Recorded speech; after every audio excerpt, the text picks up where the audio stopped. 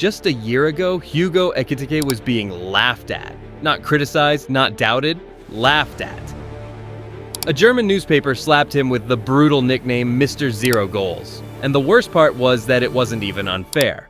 464 days without scoring. For a striker, that number isn't just bad, it's career-ending. Most players don't come back from that. Most players quietly fade away. But football doesn't always follow the script we expect, because today, that same player is wearing Liverpool red after a €95 million move, the most expensive transfer ever for a player who had never even been called up to his national team. And somehow, with every match he plays, that number looks less like madness and more like foresight. At first, nobody believed it. Let's be honest, even Liverpool didn't fully believe it. Ekitike was supposed to be a gamble, depth, a rotation option at best. That's why the club went even further and shattered their transfer record for Alexander Isak, a striker meant to be the finished product, the polished version, the sure thing. On paper, Isak was the star. Ekitike was the experiment. But football has a cruel sense of humor because it didn't take long before the roles flipped, and suddenly it was Ekitike making Isak's signing feel unnecessary. And no, this wasn't some random purple patch. Those 464 days weren't the truth. They were the anomaly. Long before the headlines turned toxic, Hugo Ekitike was marked as special. His first coach still remembers it clearly. He scored so often that opposing teams got tired of being humiliated. Eventually, they stopped trying to stop him and just took him with them. That was the level he was at. When he entered the academy system, he didn't blend in. He stood out. Coaches saw the talent immediately. But then came the problem that would follow him for years: his body. At 16, he was pushed into reserve football, suddenly facing grown men with strength, experience, and no patience. He was tall, awkward, unfinished. One coach admitted they were genuinely afraid watching him play, scared he'd snap in half every time he went into a challenge. Those doubts could have crushed him. Instead, they lit something dangerous. Ekitike didn't argue. He didn't sulk. He went to work. He lived in the gym. He accepted being invisible at first, barely touching the ball, barely noticed. Then something clicked.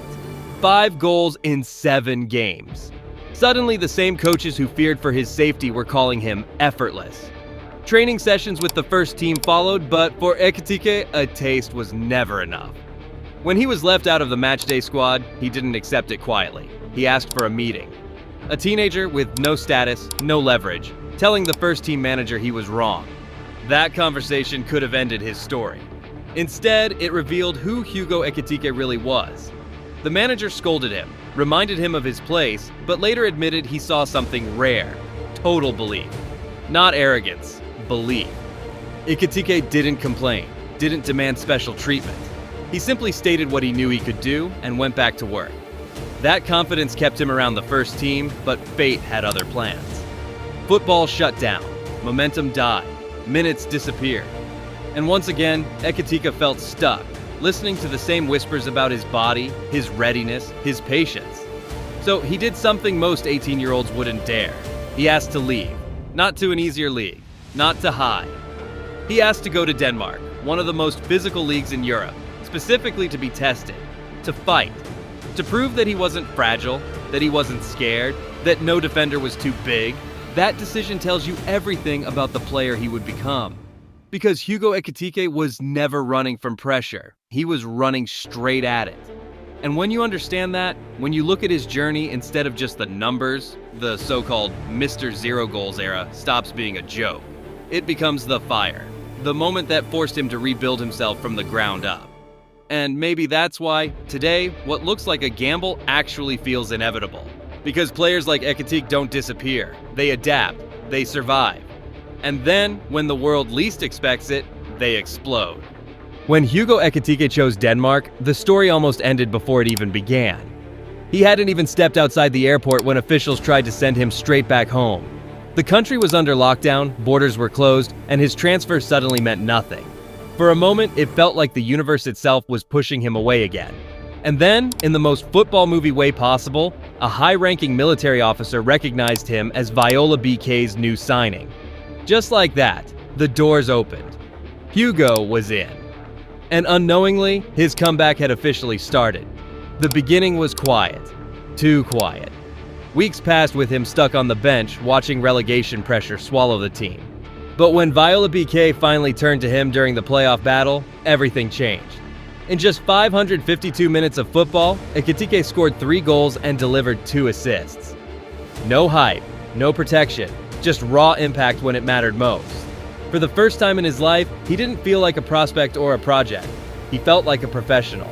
And the football world noticed. His market value exploded almost overnight, multiplying several times over, and suddenly sending him back to the reserves at Rennes wasn't going to happen anymore. Back in France, the message from the new manager was blunt.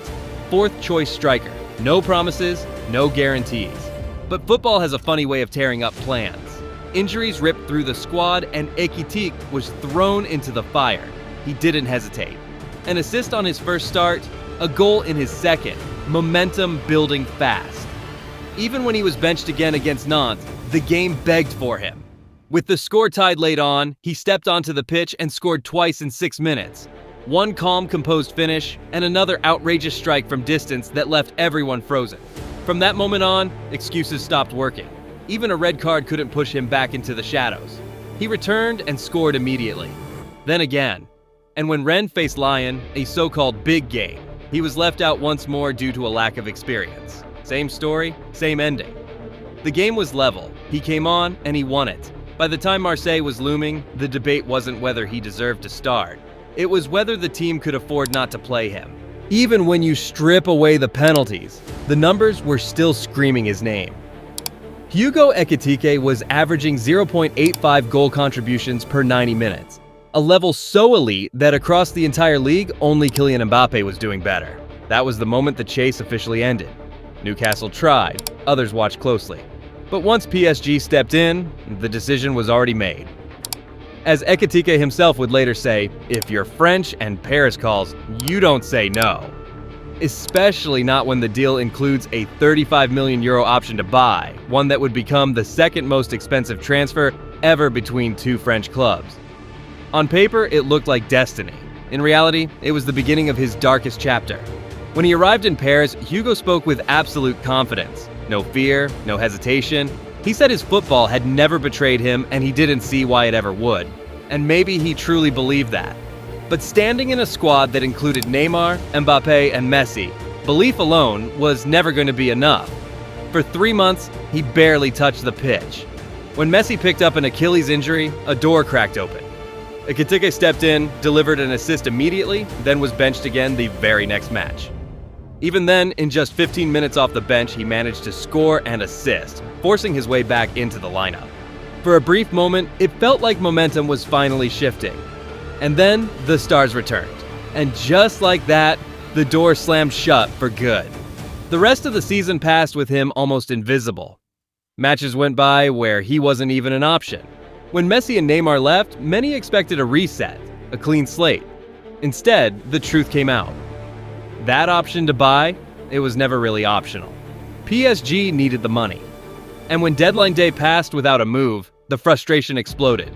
Ekitike became the target. His social media was flooded with abuse, much of it racist, relentless, and personal. Behind the scenes, it was already over. New manager Luis Enrique had warned him clearly. He wasn't part of the plan. What followed felt like deliberate erasure. In preseason, Ekitike was sent to PSG's infamous undesirables group, a squad designed to isolate players the club wants gone. Then came the final blow. He was left out of the Champions League squad entirely. Not rotated, not rested. Completely excluded. Even Mbappe's younger brother made the list. Ekitike didn't. For 5 months, he didn't play a single competitive minute. By the time Eintracht Frankfurt finally offered him an escape route, his body had paid the price. When he arrived in Germany, the truth couldn't be hidden. His own teammate, Sebastian Rode, admitted it openly. Hugo could barely last 5 to 10 minutes. For a 20-year-old, it was shocking. And even though Ekitike tried to stay strong publicly, saying he didn't regret anything and that mistakes were part of his journey, the cracks showed. He admitted that even a striker missing a few games can start doubting himself. So imagine what 6 months of isolation does to your mind. Still, Frankfurt represented hope. This was the same club that had turned Kolo Muani into a €95 million striker. The same system that was already elevating Marmoush. If anyone could rebuild him, it was them. But patience is rare in football. In his debut, Ekitike had to leave the pitch with full-body cramps. Alarm bells rang instantly. One game passed, then another, and another. 12 matches, 0 goals. And that's when the German tabloids sharpened their knives, branding him Mr. Zero Goals, a nickname designed not just to describe, but to destroy. And for the first time, doubt was fair. Frankfurt weren't the same miracle factory anymore. Only 3 players remained from their Europa League final run. Oliver Glasner was gone. Stability was gone. The only hope came from the bench where a new manager arrived. Dino Topmöller, son of Klaus Topmöller and longtime assistant to Julian Nagelsmann. A coach who believed in fluid football, movement, freedom. The exact environment Ekitike needed, but belief doesn't guarantee redemption. At this point, everything was on the line. Not just his form, not just his career, his identity as a footballer, and whether this story would end as a cautionary tale or one of the most unbelievable comebacks the modern game has ever seen.